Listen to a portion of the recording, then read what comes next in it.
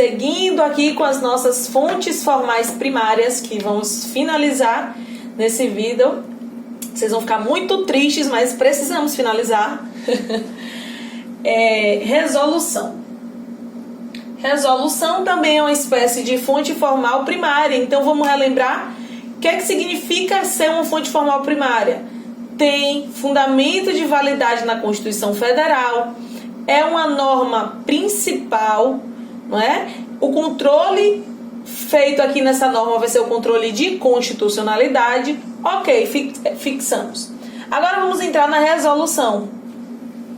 Através de uma resolução, o Senado Federal poderá fixar a alíquota mínima e máxima de tributos. Então a resolução é muito importante também, né? Através da resolução é que o Senado vai fixar a alíquota mínima e máxima de tributos. Sobre a resolução era isso de muito importante que a gente tinha para ver com relação à legislação tributária.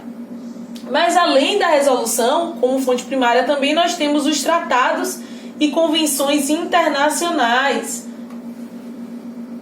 Tratados internacionais e convenções internacionais, então. Ô Catarina, quem é que vai negociar nesse tratado internacional, hein?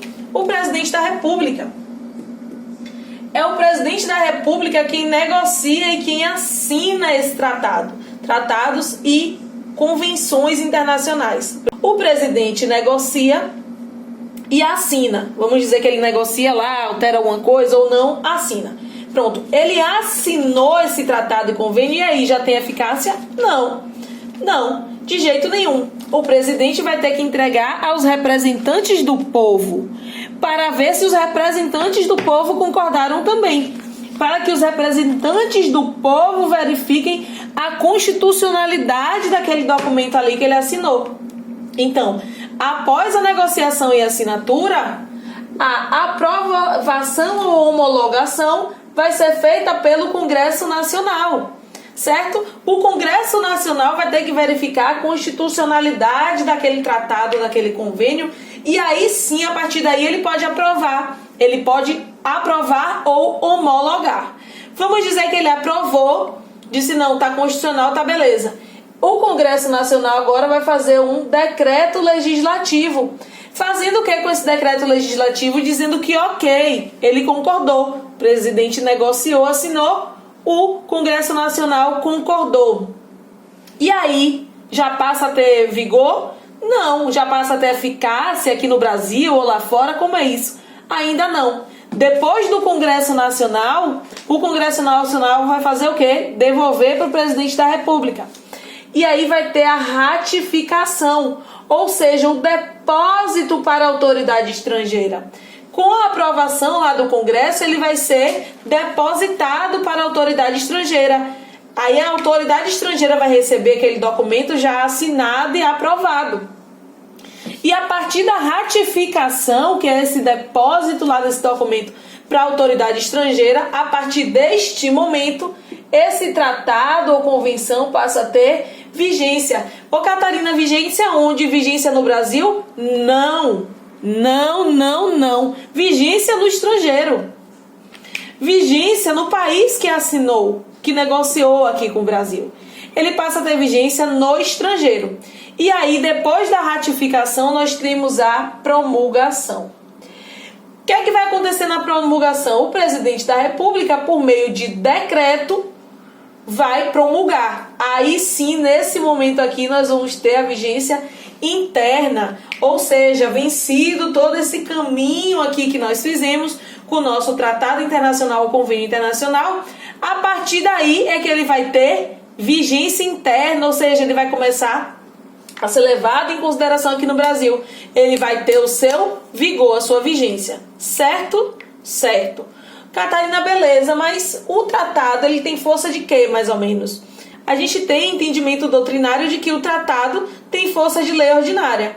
Beleza, o tratado então pode revogar uma lei ordinária interna. Vamos dizer que eu tenho aqui uma lei ordinária X sobre determinada coisa, e aí o presidente da República negociou e assinou esse tratado, passou por todo esse passo a passo aqui, teve a promulgação dizendo 2x. E aí, aconteceu o que com minha lei ordinária? teve a sua eficácia suspensa, né? Teve a sua eficácia suspensa por causa do tratado. Beleza, entendi isso. Entendi mesmo. Tudo bem. Então vamos seguir. Já que você entendeu, vou seguir. Está anotando no seu caderno? Anote.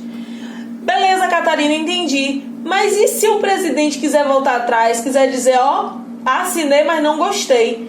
Ele pode voltar atrás? Pode. A gente tem aqui a soberania nacional, né? Pode voltar atrás. E como é o nome, por meio de que ele vai voltar atrás? Por meio da renúncia. Por meio da renúncia. E aí, com a renúncia, ou seja, o presidente dizendo que não está mais concordando, esse tratado internacional ou convenção internacional perde a incidência, ou seja, ele perde a vigência interna. Ou seja, no Brasil ele não vai ter mais incidência. Tá certo? Beleza, e sobre a lei ordinária? Lembra, Catarina, que você falou que eu tenho uma lei ordinária aqui dizendo X, aí vamos dizer que teve um acordo lá, um tratado internacional dizendo 2x, essa lei ordinária ficou com a eficácia suspensa. Beleza, mas vamos pensar em outra possibilidade. Vamos pensar na seguinte possibilidade: a gente teve um tratado aqui dizendo X, um tratado internacional, passou por todo o passo a passo, foi promulgado, foi ratificado, tá tudo bem, tá com vigência. E aí, depois desse tratado, eu tive uma lei ordinária que seguiu todo o código de aprovação, deu tudo certo, e ela dizia 2x, ou seja, ela é uma lei ordinária mais nova do que o tratado. E dizem coisas diferentes. E aí, o que é que vai acontecer se eles têm o mesmo status? Aí agora vocês vão entender a explicação. Lei ordinária, que é essa aqui, lei ordinária, prevalece sobre tratado se ela for mais nova, baseado na soberania nacional. Com base na soberania nacional, a lei ordinária, se for mais nova, ela vai prevalecer sobre o tratado, certo? Beleza. Esses então foram os tratados e convenções internacionais, o que mais nos interessava aqui na legislação tributária, como fonte formal primária da legislação tributária. E agora, por fim, mas não menos importante, vamos ver os convênios.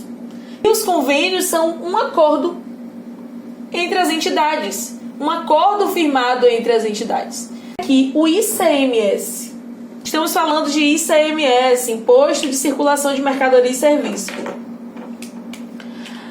Uma norma que traga benefícios fiscais e isenções fiscais referentes ao ICMS vai ser uma fonte formal primária, tá? As demais serão secundárias, mas especificamente de ICMS, se trouxer benefícios fiscais ou isenções fiscais, vão ser fontes formais primárias, certo? Com isso, nós finalizamos as fontes formais primárias. Sigam comigo que nós vamos continuar estudando aí as fontes desse assunto que é a legislação tributária. É um assunto chato, é um assunto maçante, mas é muito importante, tá? Sigam comigo que vai ficar legal, eu prometo. Preciso que vocês entendam para a gente saber aplicar bastante o nosso direito tributário.